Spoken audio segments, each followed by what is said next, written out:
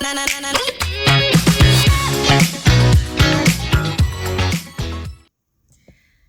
YouTube, what's up? What's up YouTube? Welcome to the Hall of Fabulosity. This is my daughter Jovan, and she's going to give her testimony. So make sure you stay tuned to watch it. She had to put on earrings for this. I can't be on the World Wide Web without earrings, y'all. Yeah, so stay tuned to see her testimony. Be encouraged, be blessed, get free. Hello YouTube. I am here. My name is Jovan. I'm doing this video for my mother's channel, Gina, the Gift of Fab. Just continuing the conversation about suicide. I'm just going to talk a little bit about my experience and what my testimony is. And I pray that it blesses you in the same way that her testimony did. So I am 35, and I dealt with suicide, thoughts of suicide, suicidal ideation for as long as I could remember. I remember when I was younger, probably about, I don't know, 6 or 7, I used to hit myself in the head with a hammer because I wanted to die. So at a very young age, I wanted to die. And I remember that clear as day. I can still see it in my head.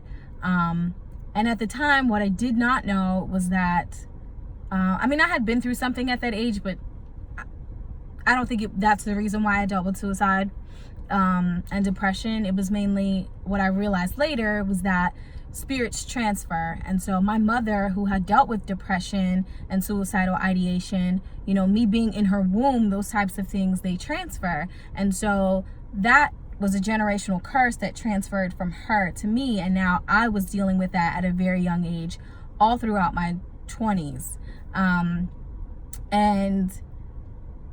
So like I said, I remember clear as day, hitting myself in the head with a hammer and wanting to die at the age of like 6 or 7. I dealt with depression from around that age, well into my 20s. It's kind of blurry in between because I'm old now. But I had a good life. Let me say this. I did have a good life. I was spoiled. I am still spoiled. So it wasn't necessarily, that's how I know it was more of a spiritual thing, because I didn't necessarily live in circumstances that caused depression or would cause someone to want to die. Do you know what I mean? Like some people, they live through things and they experience different things, and that brings on depression, that brings on, or that triggers depression or suicidal ideation. Whereas I had a pretty decent life. Some of the things that should have affected me didn't affect me. And the one major thing that did affect me, that I went through, it affected me in a different way. So that's how I knew it was a spiritual thing. It was a spiritual transference. I was very mean. I was mean, and that's how I showed my depression. That's why a lot of people didn't even know that I was depressed, because my depression was shown through me being mean. And so I say all the time, like, I was mean because I wanted to die. And if you go to bed at night and you ask God for you to not wake up in the morning, and then the next thing you know, the sun is shining, the birds are chirping, and you're still breathing, you be mad too. So I was more so mad because I wanted to die, and I just didn't want to live. It was just like, it was pointless to me. So I was very mean. People thought I was very mean. I didn't want to be bothered with nobody. I was mean to my family. Even the friends that I did have, I was mean to them. Guys thought I was mean, whatever.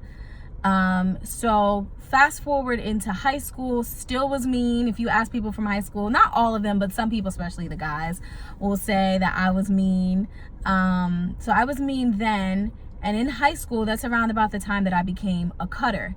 And so I started cutting my wrist. Mainly my wrist at that time I was cutting. No one knew. No one really knew that. I don't think anyone knew that I was depressed or suicidal or even cutting, because I would hide it. And so for me, cutting was a release, an emotional release. I would have these emotions and they would be so tense, and they would be, at this high level, and I could not bring them down. And so I would cut in order to bring the focus off of my emotions now to the physical pain. Does that make sense? So no longer am I focusing on emotional pain or emotional distress. I'm now focusing on physical pain. And so I was able to stabilize my emotions in that way. Was it wrong? Absolutely. I needed better coping skills. But that's what worked for me. And I became a cutter, and people didn't know because I hid it. And I cut in all throughout high school. I was cutting in college. At the age of 20, my sophomore year in college, my sophomore spring semester, I vividly remember the day my grandfather had passed. We got the call. My dad was dropping me back off at campus, and I got the call that he had passed. And I knew that he was sick, and it was a possibility that he was going to pass. But I got the call that he passed, and then shortly after that, like, I go upstairs, and I'm going to my room where my roommate was, that I had known for almost 2 years. We were really good friends, and I was expecting her to be there to, like, kind of comfort me, you know. And I get to the room, and she's not there. All of her stuff is gone. And so she had decided over winter break to drop out of college, and she didn't tell me because she didn't want me to talk her into staying. And so that was kind of like two, like, punches to the gut in a matter of 5 minutes. And that semester just was not good. I was not doing well in school, which was difficult for me because I had always done well in school. I was failing classes, and not just because I was, like, going out and partying, which I was, but because probably hindsight's 2020, and I was not supposed to be in school for the things that I was in school for, so that's probably part of the reason. But I was not doing well in school, and it was just not a good semester for me at all. And so right before finals, in the month of May, maybe the end of April, month of May, I decided that I was gonna kill myself. And I had a different roommate at the time, someone that I had known since the beginning of my freshman year. And she was not supposed to be coming back to the room. And, you know, so I'm like, this is the plan. I'm going to go up there. I'm going to kill myself. And by the time she gets back, I'll already be dead. So I cut my wrist up, this wrist. I cut it up. I sliced it and diced it. Cut it up. I was bleeding out. And then I had taken some medication, like, mixed some stuff, whatever we had in the room. I was just hoping that it would, you know, mix and I would die. And then I just kind of, like, laid on the bed, waiting to die. So not even, I promise you, not even, maybe 10 minutes went by. Not even, I mean, I know it wasn't a long time. And the girl comes back to the room. And she's, like, freaking out, and I'm freaking out because she's freaking out. I'm freaking out mainly because I got caught and I'm not dead yet. And, you know, she's freaking out because there's blood everywhere, and she wants to call the ambulance and call 911. And I'm like, nah, let me die. Where basically we had a room phone. So you can tell how old this is. This was in the year 2004. We had, like, a room phone, and we're fighting over the phone so that she could call 911, and so that I don't want her to call 911. She's fighting for me to live, and I'm fighting for her to let me die. And eventually we agree for me to go to the infirmary on campus. I go there, and there was basically their protocol that anyone that tried to commit suicide had to go to the hospital, be evaluated, and to be, and then they would have to be, like, allowed to, in order, they had to be evaluated and cleared. That's what I'm looking for. Cleared to come back to campus. So I had to ride to the hospital. I went to the hospital. My parents are on their way, and, you know, I get there and I'm getting evaluated. My mom was somewhere, so she came a little later. She came, but she didn't have immediate access to me like my dad did. And so my dad was there. I remember sitting in the waiting room with my dad. I got evaluated, and the guy is like, you know, the doctor or whoever he was basically saying, like, I needed to go into, like, a psychiatric hospital. I'm like, nah, I'm not crazy, right?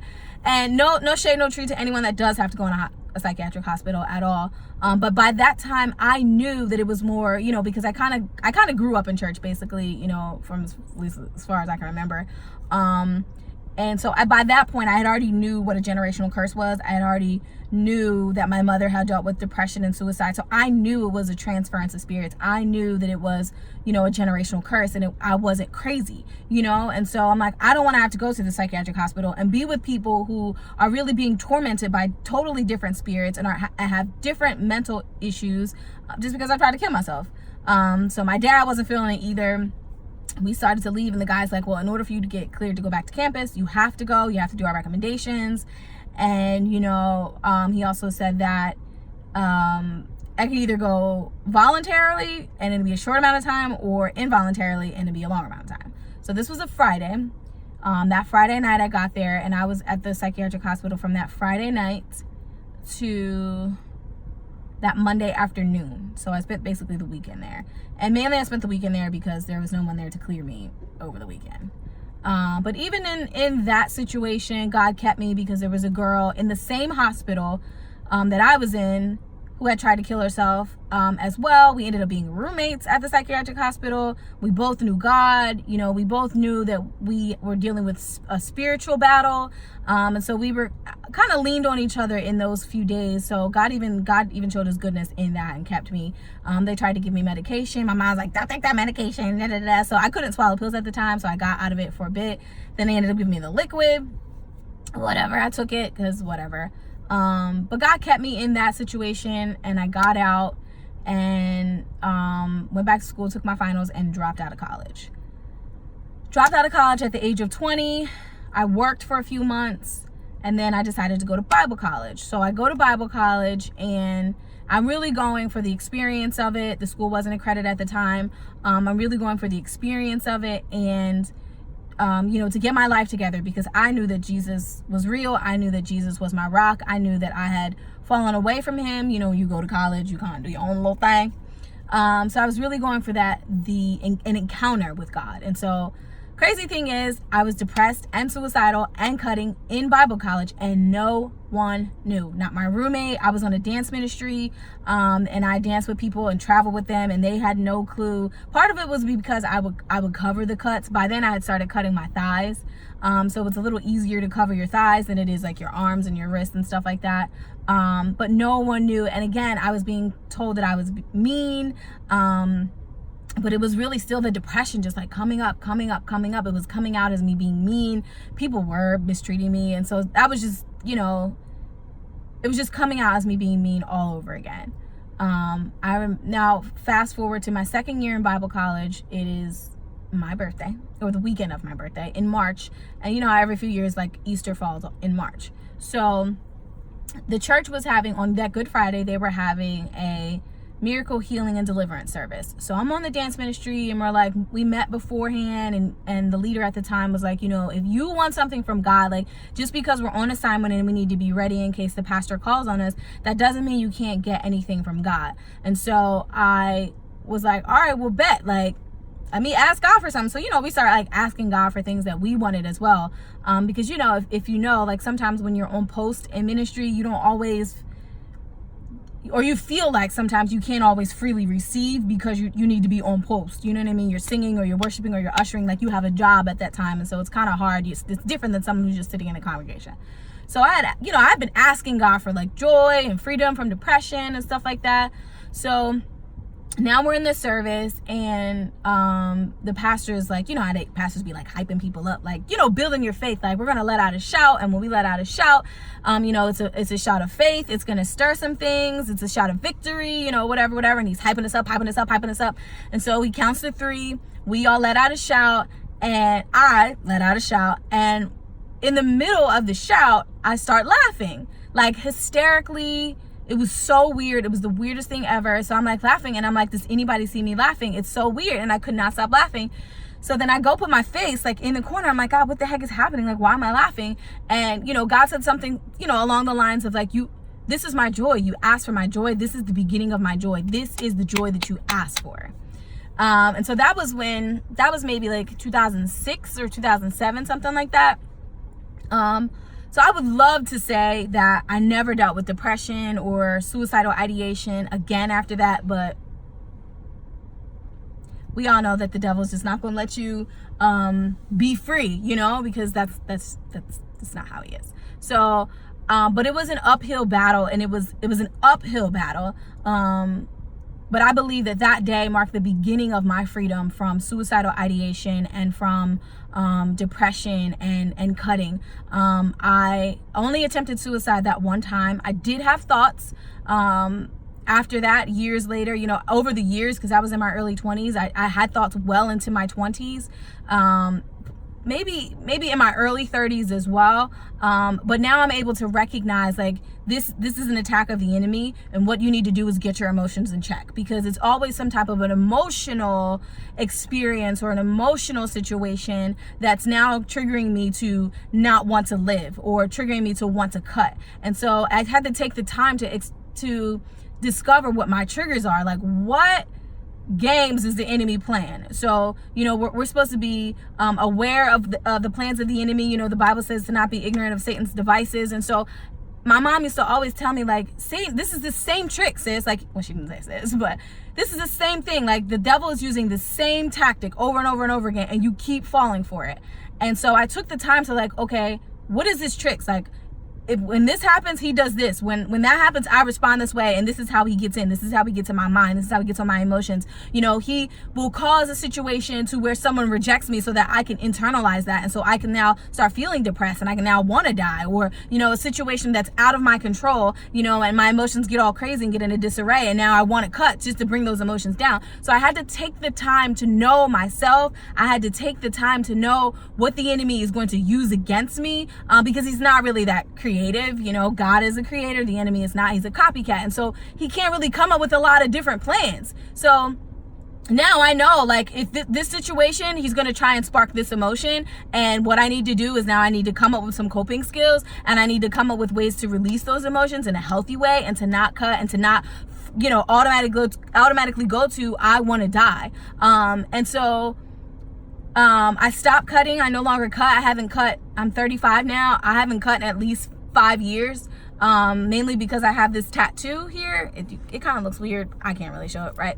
But it's the word free on my wrist, and I had urges to cut after I got this tattoo, and this was the wrist, this is my left wrist, that I would cut the most, and I had urges to cut after I got this tattoo, but I don't like to waste money, right? So I'm not about to cut over a tattoo that I paid for. So it's kind of almost like a reminder, like, you know, find another way, because you are free. You need to find another way. This isn't it, sis. This is not it. And so I still, you know, at times, not as much now, and anytime I have to give my testimony, just thinking about, like, the progress and how I've grown, and not necessarily saying that I did anything great. I mean, I did some of the work, of course, but I know it's only really, a lot of it is by the goodness of God, from the goodness of God, for keeping me and sustaining me, you know what I mean, and restoring me. But I just thinking about, like, how many depressed moods I don't have anymore. You know what I mean? Like, I don't have depressed days anymore.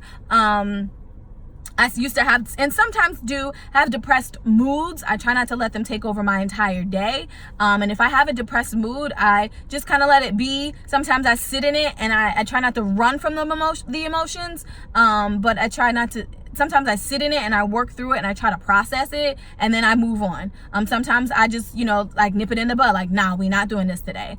So I think a lot of that, and I use scriptures, I've had to use affirmations, you know, just telling myself, like, no, the joy of the Lord is your strength, sis. Like, no, the peace of God is your portion. Like, God put you here for a purpose, and even though you may still be a work in progress, you know, you can still be a work in progress and still be progressing. Do you know what I mean? Like, it's a process. Life is a process. And so I had to use a lot of different things just to help me to get to the point that I'm at now. But I praise God that I'm still here, and I praise God that, you know, I even had the knowledge, or was in a ministry or in a family, to where I could understand that it wasn't anything that I did that made me depressed. It wasn't my fault, because that was something I used to carry around a lot, was like a fault of things, and you know, I suck, and this is my fault. But it wasn't my fault that I went through depression. However, once I got the realization why I'm going through it, and I understand that it was a generational thing, it was now my responsibility to no longer go through it. It was now my responsibility to get free, to seek freedom. You know what I mean? Like, God can definitely set you free if you don't ask for freedom, but I can guarantee you'll get your freedom quicker if, you know, you actually seek out freedom from God. And so that's it, really. I'm here, I'm alive, I'm well, I'm in my right mind. And I'm not saying that I'm perfect. I'm not saying that I don't have, depressed moods. I'm not saying that I still do sometimes get those emotional, like I can't control it. Sometimes I scream in a pillow, I call my sister, I yell, whatever I need to do. But I refuse to cut. I refuse to try and kill myself. I refuse to entertain the thoughts that the world would be better without me, because it wouldn't. And I don't mean that in a prideful way, but God put me here for a purpose. He's called me to reach some people. He's called me to have this testimony. He gave me this testimony. He knew that I would overcome it. He knew that he would help me to overcome it. And he knows that this testimony is going to help other people. So the world wouldn't be better without me. You know what I mean? And if you ever have those kinds of thoughts that the world would, it wouldn't.